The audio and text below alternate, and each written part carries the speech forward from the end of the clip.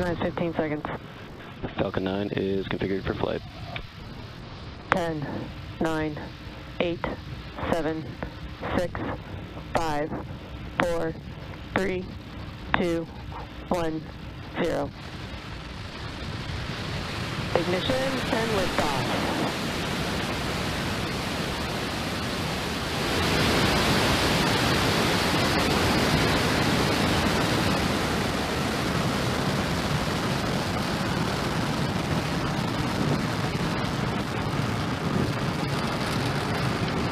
Vehicle's pitching downrange. M1D chamber pressures are nominal.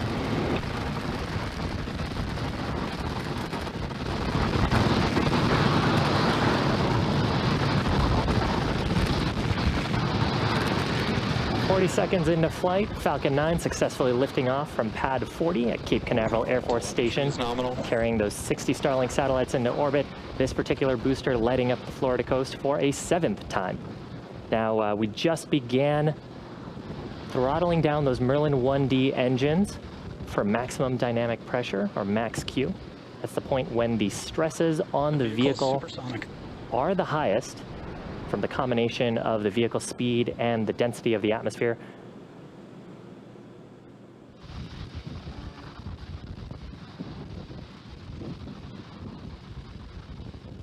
Max Q. And now that we're through the point of maximum dynamic pressure, the loads on the vehicle, the structural loads, are going to drop off as the density of the atmosphere continues to decrease. And Falcon 9 continuing to speed up. We're about a minute away from 3 events. First of those is main engine cutoff, or MECO. That's where we'll shut off those 9 Merlin 1D engines. You can actually see the plume expanding from them on your camera. We shut those down. Engine chill started. In preparation for stage separation. That's where the first and second stages will separate from each other. First stage continuing on a parabolic arc to make its way back to the drone ship, while the second stage continues on to the third event, second engine start number 1. We actually just heard the call out there for MVAC chill-in beginning. So during that third event, second engine start 1, we'll ignite the Merlin vacuum engine that'll propel the second stage along with the Starlink satellites into an elliptical orbit. And we chill in those turbo pumps with liquid oxygen just to get them ready for ignition.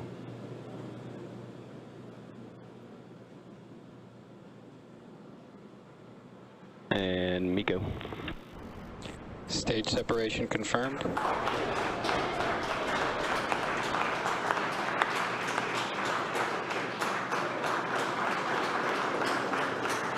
Left-hand side of your screen. Ignition. First stage separating, second stage ignition. Love that green glow from the T-tab ignition. Both vehicles back on their way. Coming up shortly, we'll expect to see fairing deployment off of the second stage. Look for that on the right-hand side of your screen. Fairing separation confirmed. Beautiful shot there of those Starlink satellites.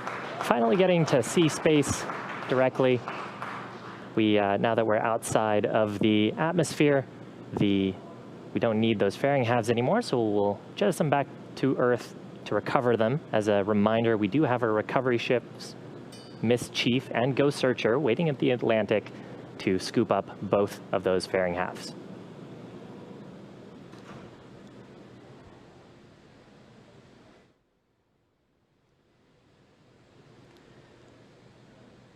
On the left-hand side of your screen there, we saw the very last remnants of night lights visible off the Florida coast. That was a pretty awesome sight there as Falcon 9 lifted off. Now there we can see second stage with a healthy glow there on the MVAC engine. As second stage heads towards its targeted drop-off orbit, the first stage will execute 2 burns in order to make its way back to Earth.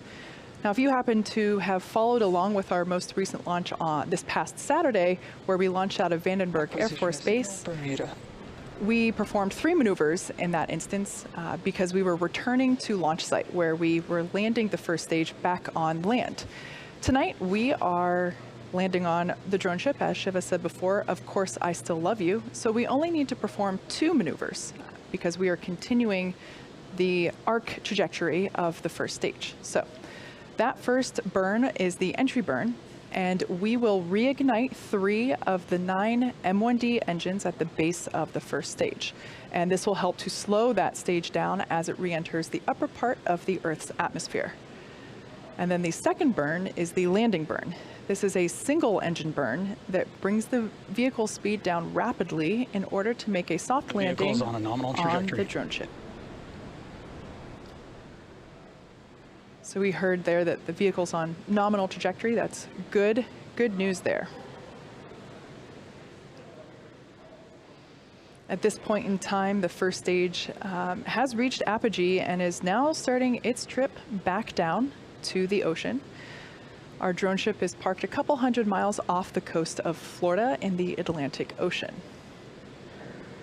It is, as you saw, a nighttime launch, and unfortunately, we can't really see anything, so we don't have very good first stage footage to show you at this point in time. But we will bring that back in once we get some landing burn action, re-entry burn action.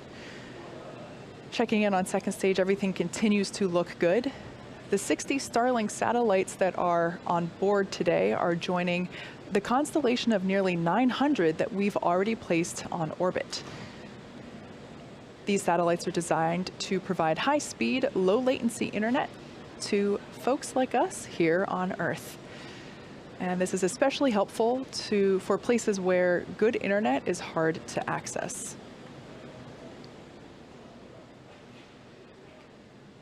First stage is continuing to coast, and it uses nothing but grid fins for that steering, as well as occasional nitrogen gas bursts for attitude control. Stage 1 FTS is saved. So on your left-hand side of the screen, yes, we will see the entry burn beginning. Entry burn startup. And entry burn has begun. And this will last for about another 20 seconds.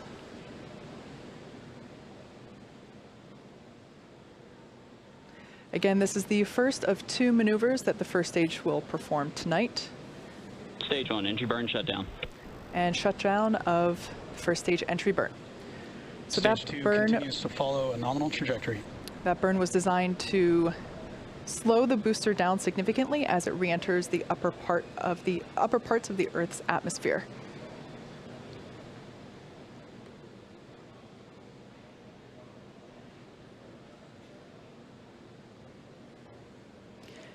The next maneuver will be the landing burn, and it is the final one, where we reignite just one single Merlin engine to make a soft landing on top of the drone ship. As we mentioned earlier, this is the 7th. Stage 1, entry transonic. We just heard that the booster is now transonic as it is re-entering the Earth's atmosphere. As I was saying, this is the 7th successful launch for this booster, and that will make this the 7th recovery attempt. Everything's continuing to look good there on the second stage. The Stage 2 MVAC terminal guidance. MVAC engine has begun to throttle Stage down. 1, landing burn startup.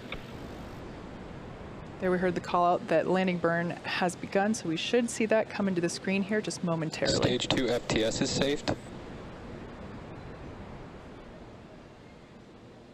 Stage 1, landing leg deploy. Landing legs have deployed. Here it comes.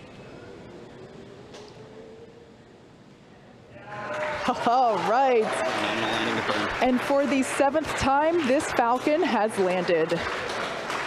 This marks our 61st successful recovery of a Falcon 9 first stage. And we have Seco. And as the smoke clears, we can get a good view there. And we just heard the call out that we had Seco 1, or second engine cut off 1.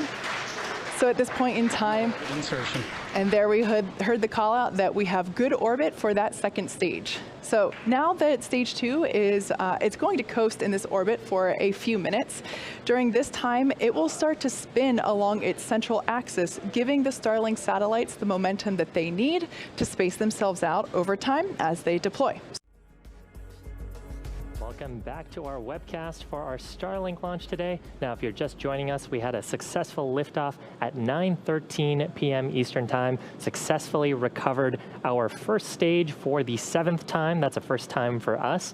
And you're currently looking at a live view of the 2nd stage in a nominal orbit around planet Earth. We're coming up on deployment of the Starlink satellites. You can see the stack of those on your screen in just about 10 seconds.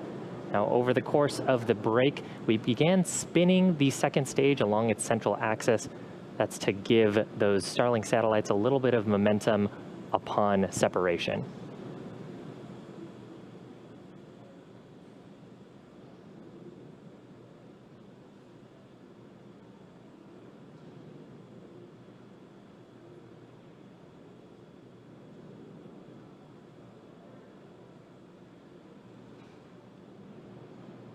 Looks like we have a visual there. Starlink deploy confirmed.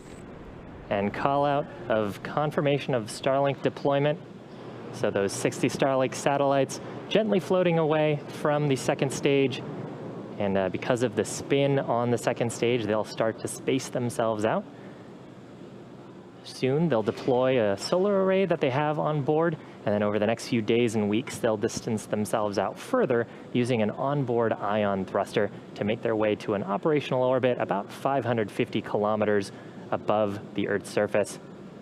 So overall, very exciting day for us at SpaceX. First time we have flown a booster for the 7th time. First time we have landed a booster for the 7th time. And of course, always lovely to see our payload deployment successful on the mission.